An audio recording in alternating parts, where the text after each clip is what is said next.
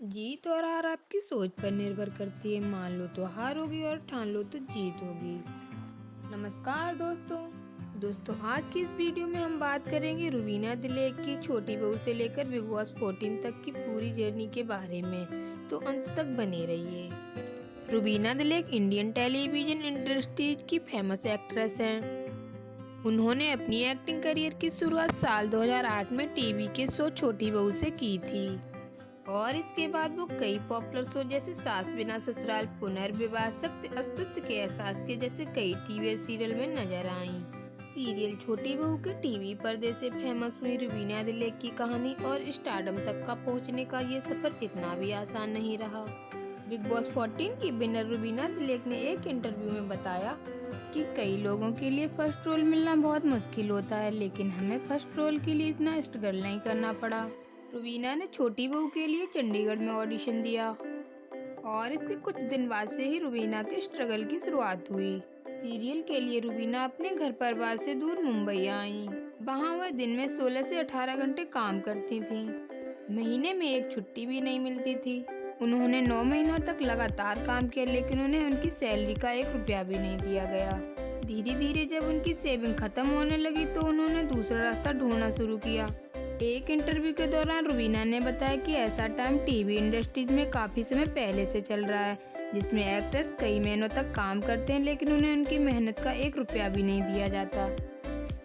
सालों बीत जाते हैं और वह अपनी पेमेंट के लिए तरस जाते हैं। इंडस्ट्रीज में लगभग 90% actress one sided contract sign करते हैं, जिसमें फायदा प्रोडक्शन हाउस का ही होता है। एक्ट्रेस को उनका पैसा नहीं मिलता और वह वर्किंग लॉस के अगेंस्ट हैं।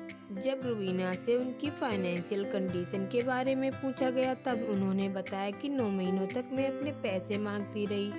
एक्ट्रेस एसोसिएशन के पास मदद मांगने के लिए गई, लेकिन किसी को भी कोई परवाह नहीं थी।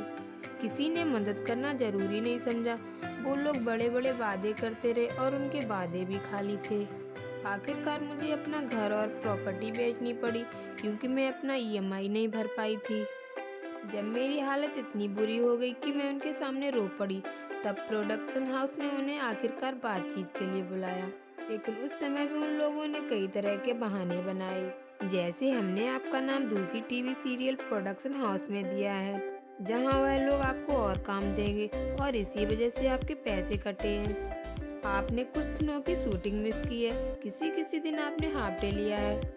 इस तरह के कई रीजंस बोलकर प्रोडक्शन हाउस ने उनके और पैसे काट लिए और उन सब में सबसे दुख की बात यह थी कि उनमें से एक भी बात सच नहीं थी। रुबीना ने कभी शूटिंग से छुट्टी ही नहीं ली और 18 घंटे से भी ज्यादा काम किया, लेकिन उस समय उन्हें पैसे की जरूरत थी, तो उन्हें जितना भी पैसा मिला उन्हें उसी में मन बनाकर रहना पड़ा।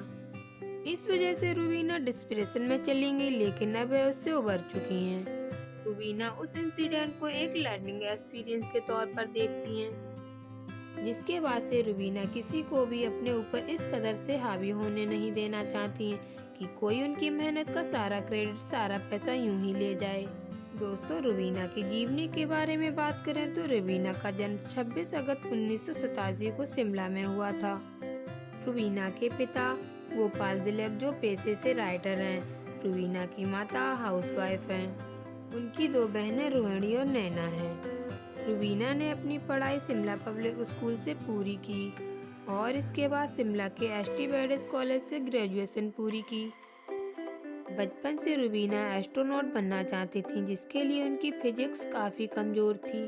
फिर उनका सपना था आईएएस ऑफिसर बनने का, उसके लिए उन्होंने तैयारी भी शुरू कर दी थी, पर फिर उनका सिलेक्शन जीटीवी के सीरियल छोटी बहू में हो गया, जिसके बाद से वह मुंबई आ गई थी।